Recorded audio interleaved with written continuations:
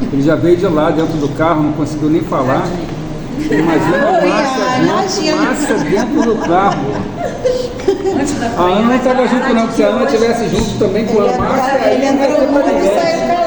Olha quem falou hoje, ó, veio falando o tempo todo. Ó. Quem para ir? Foi? Ah, não, foi Suzana? Ela foi a última a entrar. Porque se a Ana estivesse junto nesse carro, aí que você não ia nem dar um ai. Mas vamos deixar o pastor Eduardo ali à vontade. Está tudo entre amigos, irmãos, em Cristo. Feliz aí pelo convite, né, do nosso meu querido irmão e pastor Augusto, né? Está sempre me chamando, mas estava num desencontro muito grande, essa correria danada. Peço até perdão, porque várias vezes mas tudo tem um tempo de Deus de acontecer, né, gente? O interessante é que todo momento que eu estou aqui, eu estou sentindo a presença de Deus. Entendeu? Eu sinto a presença do Espírito Santo do Senhor. E quando colocaram esse louvor e fala sobre a reforma, esse louvor veio de encontro com aquilo que Deus ele colocou no meu coração hoje. Para mim é até uma surpresa que eu vim na intenção de receber, né? Mas eu aprendi com Deus que é dando que se recebe. Porque, né? Quando nós damos, é que nós recebemos ele da parte do Senhor, né? Mas sendo que Deus ele é tão maravilhoso, assim, eu confesso que eu não preparei nada, mas Deus é tão maravilhoso que hoje pela manhã eu estava palestrando com Deus dentro daquela passagem de Naamã. Eu creio que todos aqui já ouviram falar de Naamã, né? Sim. E nós sabemos que a passagem de Naamã ela fala sobre restauração. Não adianta, fala sobre restauração, né? E essa passagem ela se encontra aqui no livro rapidamente aqui no livro de 2 Reis, aqui no capítulo 5, quando fala sobre a cura de Naamã. Nós sabemos que Naamã ele tinha uma lepra, mas hoje a lepra ela pode representar muitas coisas na nossa vida. Às vezes nós não temos nem mais um coração, mas às vezes nós temos um baú. E nós guardamos tantas coisas do passado que aconteceu com a gente. Coisas que hoje você para e você pensa assim, poxa, será que não poderia ter sido diferente? Por que foi ter que ser assim? Às vezes nós falamos isso para Deus, né? Ai, será que se lá atrás eu tivesse feito de outra forma iria acontecer o que aconteceu? Às vezes nós não pensamos isso, falamos isso para Deus, né? A gente fala isso com o Senhor, não fala na nossa oração ali, quando a gente está naquele particular ali com Deus, né? Porque às vezes é tantas coisas, aí vai criando uma ferida dentro do nosso coração, e nós carregamos aquela ferida dentro do nosso coração, aí nós agimos como Naamã agia. Sabe como Naamã agia? Ele tinha uma lepra, mas ninguém sabia da lepra de Naamã, porque ele mantinha sempre a postura de general. Só os de dentro da casa dele sabiam, só os mais íntimos. Mas o povo de Israel, o povo da cidade, ninguém sabia da lepra de Naamã. Por quê? Debaixo daquela armadura ali se encontrava a lepra dele. Então quando Naamã ele saía na rua, ele mantinha aquela postura. E muitas das vezes a nossa postura esconde de muita gente aquilo que nós sentimos por dentro. Porque aparentemente por fora nós estamos sorrindo para todo mundo, sorrir para um, sorrir para outro, mas só Deus sabe aquilo que passa dentro de você, né, meu pastor Augusto? É verdade. Só Deus sabe aquilo que você tem enfrentado, né, meu pastor Augusto? Ali no particular, ali com Deus, o que você tem falado no particular com Deus. Muitas das vezes nós gritamos, Senhor, nós não aguento mais, Senhor, não suporto mais, eu coloco um ponto final nisso. Mas Deus é aquele que conhece o limite do nosso coração, porque a Bíblia diz, sabe o quê? Que Deus não vai te dar prova maior do que aquela que você não possa suportar. Se Deus está te dando a prova, é porque Ele sabe que você pode suportar essa prova. É porque Ele sabe que você pode passar por essa peleja. Nem você mesmo conhece o limite do teu coração. Eu não conheço o limite do meu coração, mas Deus olha para mim e Ele conhece. Deus olha para mim e Ele sabe o limite do meu coração. Então aqui rapidamente, para não tomar muito tempo, né? Porque eu olho para pessoas aqui, eu vejo a presença do Espírito Santo de Deus. Eu sei que Deus quer fazer alguma coisa aqui hoje, porque Deus falou comigo. Desde o momento que eu cheguei aqui, Deus falou assim para mim, hoje eu quero fazer um mover diferente nesse lugar. Ele falou para mim, hoje eu quero tomar pessoas aqui nesse lugar. Eu estou aqui todo o tempo ligado ao Espírito Santo. A irmã até perguntou, você está com frio? Não, estou sentindo a presença. Estou sentindo a unção de Deus aqui nesse lugar. Entendeu? Porque a Bíblia diz que onde tiver 2 ou 3 reunidos ali, Jesus ele falou o quê? Que ele se faria o quê? Presente. Então Jesus está presente aqui nesse lugar. Entendeu, irmão? Então rapidamente aqui, Não fica à vontade com o tempo. eu vou falar para os irmãos aqui uma coisa que me chama muita atenção dentro dessa mensagem de Naamã. Vocês vão entender. Uma coisa muito importante. Não só sobre Naamã, porque essa mensagem aqui também fala de uma menina. Sabe o que essa mensagem fala de uma menina? Nós sabemos que Naamã, como vem dizendo aqui nessa mensagem, essa mensagem vem dizendo que Naamã era o comandante do exército do rei da Síria. Ele era um homem muito estimado pelo Senhor dele. Por quê? Porque através de Naamã a Síria ganhou muitas guerras. Então Naamã ele tinha uma moral dentro do reino. Tanto com o rei, a população ali daquele reino ali gostava de Naamã, todos gostavam de Naamã ali naquele reino. Mas a Bíblia vem dizendo que em uma das batalhas contra Israel, Naamã ele foi lá e pegou uma menina israelita e levou aquela menina cativa. Quando a Bíblia fala sobre uma menina, eu entendo que não é uma pessoa que tem uma idade elevada. Eu entendo que a Bíblia está falando sobre uma jovem. A Bíblia não fala a idade da menina, mas eu quero entender que quando fala sobre menina, eu entendo que uma adolescente, possamos dizer assim. Aí eu fico, observando essa menina, que essa menina aqui, ela nos passa uma lição muito importante dentro dessa mensagem. Por quê? Naamã foi lá, arrancou a menina da família dela, interrompendo vários sonhos daquela menina, estragando parte da infância daquela menina, e levou aquela menina para uma terra que não era dela, ou seja, tirou ela de um país que não era dela, ou seja, e ainda arrancou aquela menina à força, sem que a menina pudesse escolher, não quero ir com você, eu quero permanecer com a minha família. Não, ele foi lá e levou a menina cativa e transformou aquela menina em uma escrava dentro da casa dele, a qual aquela menina servia a mulher de Naamã. E a Bíblia vem dizendo que Naamã agora, ele se encontra com uma enfermidade, com uma lepra. Entenda o que Deus está falando para você aqui. Eu fico observando essa menina em destaque, por quê? Aquela menina ali, ela tinha todo o motivo do mundo para odiar Naamã, para querer ver Naamã morrer, por tudo que Naamã tinha feito com ela. Eu estou falando alguma mentira aqui? Ela não tinha todo o motivo do mundo? Olha quantas coisas ruins Naamã ocasionou na vida daquela menina. Então ali, tá entendendo, moça? Entendendo? Entendendo o que Deus está falando com você aqui também? Deus está falando conosco, até comigo, né? Então aquela menina ali, quando ela soube da lepra de Naamã, ela poderia até ter pensado assim, não, o meu Deus de Israel está cobrando ele por minha causa. Mas não. Aquela menina chega para sua senhora, a qual ela servia ali, né, que era a esposa de Naamã, e diz assim, olha, se o meu senhor soubesse que lá em Israel há um profeta, e se ele fosse até esse profeta, ele seria curado dessa enfermidade. Ou seja, ela ainda serve como canal de bênção para a vida de Naamã. Mas ela poderia, querer ver Naamã morrer por tudo que Naamã tinha feito com ela. Mas não. Isso mostra que a menina não guardou nada dentro do coração dela. Isso mostra que a menina não tinha mágoas dentro do coração, porque muitas das vezes as mágoas que tem dentro do nosso coração, elas geram uma lepra muito grande para a nossa alma, para o nosso espírito, para o nosso corpo, para o nosso pensamento. Porque às vezes a mágoa, irmãos, olha, entra um negocinho desse tamanho. É como uma pequena planta. Se você jogar uma semente ali, se você ficar cultivando aquela semente, vai dar uma árvore enorme. E muitas das vezes a mágoa, ela, entra uma pequena fagulha dentro do nosso coração. E se você for alimentando aquela mágoa ali, vai tomando conta de todo o seu corpo, de todo o seu ser. Você não se torna mais a mesma pessoa. Que uma pessoa que começa a viver com mágoa, ela começa a ter comportamentos diferentes, começa a ser uma pessoa fechada.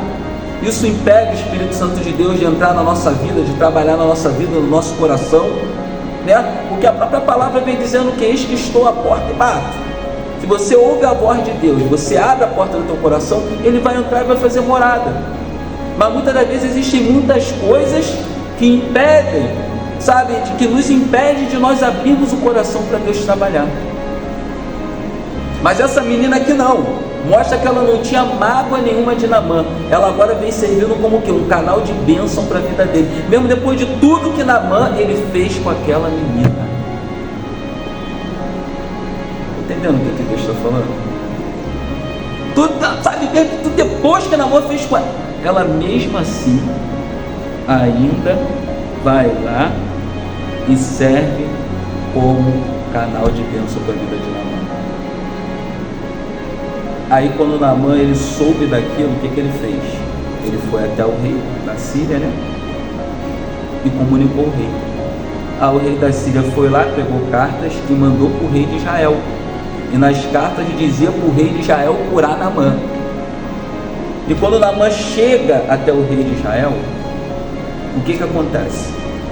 O rei de Israel ele interpreta mal aquela carta, achando que o rei da Síria queria ocasião contra ele.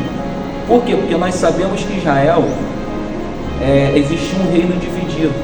Esse reino foi dividido em qual ano? No ano de 931. Por quê? Israel anteriormente teve uma monarquia de 120 anos, de um reino unido. Aproximadamente 40 anos Saul, 40 anos Davi, 40 anos Salomão. Mas quando chega ali o dia que Deus ele recolheu Salomão, em 931, o filho dele se assenta ao trono, ali não ouvindo a petição do povo, o reino se divide. Aí 10 tribos reino norte e 2 tribos permaneceram ali no reino sul de Israel. E nós sabemos que o reino norte de Israel, que era esse reino, foram 8 dinastias, ou seja, 8 famílias, porque era um reino de muito assassinato. E dessas 8 famílias foram 19 reis, todos ímpios. Ou seja, nenhum deles tinha Deus. Dos 19 reis ali do reino norte, era um pior do que o outro. Nenhum era temente ao Senhor. Por isso que Deus levou cativo em 722 pelo império da Síria. Aí você vê que o reino norte de Israel era tão acostumado com o pecado que quando eles foram para o cativeiro eles nem se importaram em retornar. Estava tão acostumado com o pecado que eles chegaram no cativeiro ou teve a mistura com outros povos, da onde deu-se origem aos samaritanos, e ali eles ficaram, o reino foi extinto totalmente. Então quando Naamã chega até esse rei, ele acha que é uma ocasião. Por quê? Porque ele não tinha mais visão espiritual, ele não tinha visão da parte de Deus. Quando Deus fala sobre visão espiritual, entenda uma coisa aqui. A coisa mais importante que você tem que ter é a visão espiritual. Porque a visão espiritual ela te dá um discernimento muito grande. O que é ter visão espiritual? Vou dar um exemplo aqui. Quem se lembra quando Golias se levantou contra o povo de Israel? O que aconteceu quando Golias se levantou contra o povo de Israel? Quando Golias se levantou, o gigante Golias ali, que ele fazia parte, dos filisteus ali, quando Golias batia o pé, todo Israel fugia de Golias. Até Saul, a qual foi o primeiro rei de Israel, tinha medo de Golias também. Aí você me pergunta, mas Davi, que não tinha a mesma estatura de Saul, que não tinha uma estatura de guerreiro, ele foi lá e se apresentou para querer lutar contra Golias. Mas por que Davi ele vai lá lutar contra Golias? Você lembra que Samuel foi lá na casa de Davi, ali ele ungiu Davi, né? E a Bíblia diz que daquele dia em diante o Espírito de Deus desceu sobre a vida de Davi. Davi ele foi cheio do Espírito Santo do Senhor. Aí você sabe o porquê que Davi ele vai lá e se tornou o candidato, ou seja, colocou no coração dele que ele lutaria contra Golias? Porque quando Davi ele olha para Golias, ele olha para Golias com uma visão espiritual. Ele não olha para Golias carnalmente. Porque se Davi ele olha para Golias carnalmente, ele tinha feito o quê? Ele tinha corrido. Ou seja, assim são os problemas da nossa vida. Se aquilo que está acontecendo dentro da tua casa, no meio da sua família, se você ficar olhando com o olhar da carne, sabe, se você quiser resolver do seu jeito, da tua forma, da tua maneira, nada vai dar certo. Mas agora, quando você olha a situação da sua casa, da sua família com uma visão espiritual, o negócio é diferente. Ou seja, Deus está falando. Comece a olhar para a situação da sua vida com uma visão espiritual. Pede visão espiritual para Deus. Porque através da visão espiritual vem o quê? Vem a estratégia. Você lembra que Davi usou uma estratégia para poder lutar contra Golias? Qual foi a estratégia? A estratégia da distância. Deus deu para ele. Como quem diz, ó, tu vai lutar contra ele, mas não se aproxime. Porque ele é bem maior do que você. Ou seja, carnalmente ele é bem mais preparado do que você, mas eu vou te dar uma estratégia dentro daquilo que você já tem, dentro daquilo que você já faz. Porque Davi ele tinha uma certa experiência na funda. Porque como ele era pastor de ovelha, todo pastor de ovelha, a maioria tinha uma experiência na funda. Porque quando algum animal vinha atacar o rebanho, eles usavam muita funda. E outra coisa, ninguém via aquilo que Davi fazia no particular. Davi lutava com ursos, lutava com leões, para poder o quê? Defender o rebanho de seu pai. Ou seja, então quando ele vai lutar contra Golias, ele, primeira coisa, quando ele olha para o gigante, ele olha com uma visão espiritual. Então Deus está falando para você, eu não sei o que tem acontecido na sua casa, não sei o que tem acontecido na sua família, mas começa a olhar com o olhar espiritual e pede uma estratégia para Deus também que Ele vai te dar. Amém. Aí rapidamente aqui voltando para Naamã, para nós terminarmos aqui sobre Naamã. Aí ali o rei de Israel vai, questiona, achando que era uma afronta, mas quando chega ao conhecimento de Eliseu, o que Eliseu ele diz? Ué, por que o rei de Israel está desesperado, está questionando? Ué, ele não sabe? Manda ele falar para Naamã vir até mim, para que ele saiba que tem profeta aqui em Israel. E ali encaminham Naamã para Eliseu. Mas irmãos, a Bíblia diz que antes mesmo de Naamã chegar na casa de Eliseu, Eliseu manda o empregado até Naamã, falando para que Naamã mergulhasse 7 vezes dentro do rio Jordão. A Bíblia diz que Naamã ele ficou indignado com aquilo. Sabe o que eu aprendo? Que muitas das vezes nós queremos um milagre, mas queremos da nossa maneira, queremos da nossa forma. Mas Deus ele tem as formas certas de trabalhar. Naamã ele ainda questiona, mas não são os rios lá de Damasco, sabe, os rios de lá mais limpos do que o rio Jordão? Ou seja, ele se sentiu ofendido com aquilo. Deus queria fazer um milagre na vida dele, mas Deus queria fazer da forma que, sabe, da forma que Deus queria fazer. Mas não, Naamã queria do jeito dele, queria da maneira dele. Ele achava que o profeta tinha que ir até ele, colocar a mão na cabeça dele e ali clamar o nome do Senhor, para que ele o que? Recebesse o milagre. Mas Deus queria fazer de uma forma totalmente diferente, a qual Naamã tinha um desejo no coração que ele quisesse que acontecesse aquilo. E às vezes não é diferente na nossa vida, né? Nós queremos de uma forma, queremos de uma maneira, aí você bate pé com Deus, você faz biquinho, você faz cara feia com o Senhor, você coloca Deus na parede, né, moça? Às vezes a gente coloca Deus na parede, né? Senhor, por que tu não faz? Senhor, faz. Senhor, quero. Senhor, dá logo uma solução. Mas Deus, ele tem a forma de trabalhar. E ali Naamã está indo embora indignado.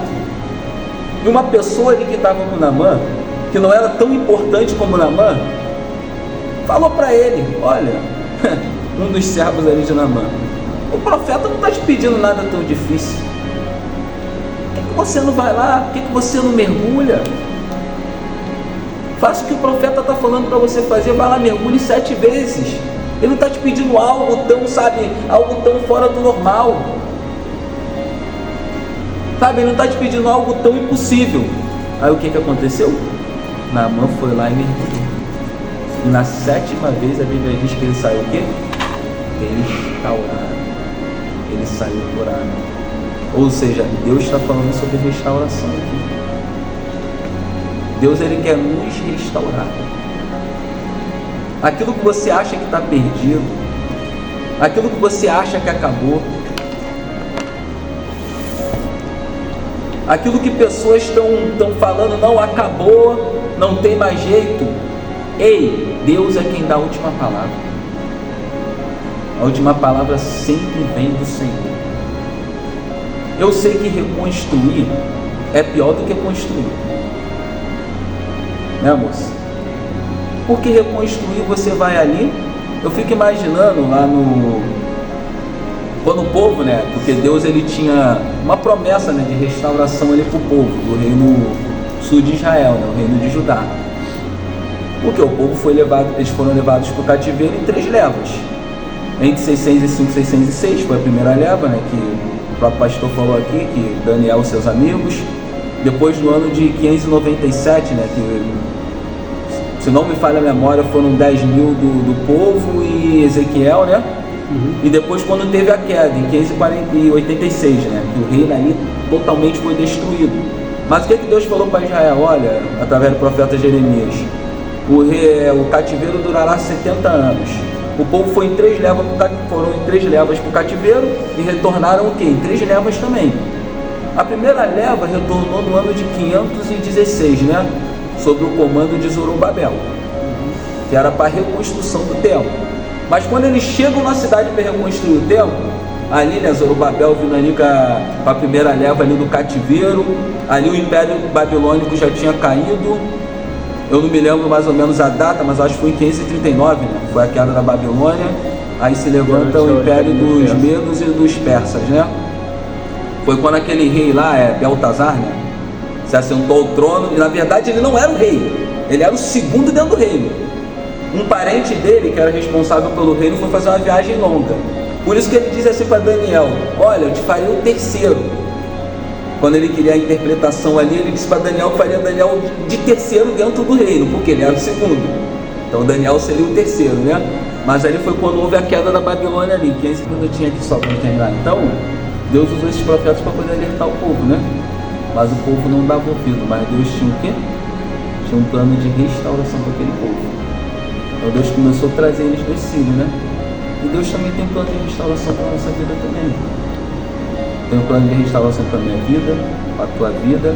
Eu sei que reconstruir não é a mesma coisa de construir, porque quando você vai reconstruir alguma coisa, você olha ali para os escombros ali, aí você vê um monte de muro queimado, um monte de muro destruído, e muitas das vezes você fica pensando assim, ué, será que vai ser como antes? Será que vai ser pior do que antes, se eu reconstruir? Ou será que, como vai ser se eu começar a reconstruir isso? Então Deus está falando para você não temer. Apenas deixa Deus ele ser o construtor da sua vida.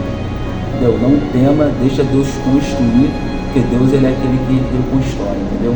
Apenas abre teu coração, deixa teu coração aberto diante do Senhor, porque Ele é aquele que está reconstruindo a sua vida, está guiando o seu caminho. E não guarda, não tem um baú dentro de você, mas peça a Deus um coração de carne, como diz ali em Ezequiel 36. O que Deus falou para o povo? Darei a vocês um coração de carne e tirarei o coração de pedra. Então é isso que eu tenho que falar para os irmãos, né? Porque a hora também não espera, né? Então é isso. Então guarde isso dentro do coração. Amém? Amém.